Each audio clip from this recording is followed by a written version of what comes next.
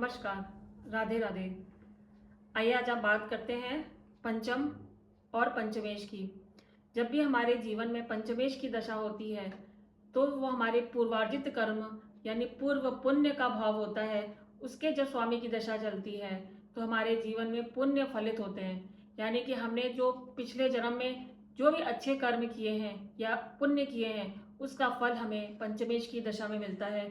यह हमारे जीवन की सबसे महत्वपूर्ण दशाओं में होती है। और अगर हमारा जो है पंचम भाव या पंचमेश की स्थिति ठीक नहीं है कुंडली में, यानी कि पंचम भाव पीड़ित है या पंचमेश पीड़ित है या तिर्क भावों में चले गए हैं, तो कहीं ना कहीं हमारे पूर्वार्जित कर्म कुछ अधूरे या कुछ कमियां रह गई थी, जिसकी वजह से हमें उसकी दशा में कुछ ना कुछ दिक्कतें भी आती हैं। जैसे कि संतान प्राप्ति की में दिक्कतें आना, क्योंकि पंचम भाव जो होता है वह संतान का भी होता है। पंचम भाव आपकी शिक्षा का भी होता है। पंचम भाव हमारा पूर्व पुण्य है।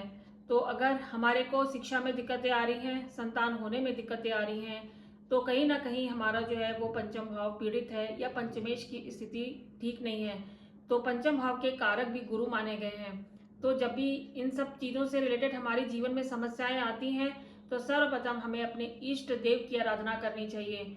इसके अलावा हमें अपने गुरु की आराधना करना, अपने इष्ट की आराधना करना, अपने कुल देवी और देवताओं की आराधना करना बहुत ज़रूरी होता है। इससे हम अपने पंचमेश की दशा को अच्छा भी कर सकते हैं या उसमें जो भी दिक्कतें आ रही हैं उसको हम कुछ हद तक दूर भी कर सकते हैं। नमस्कार।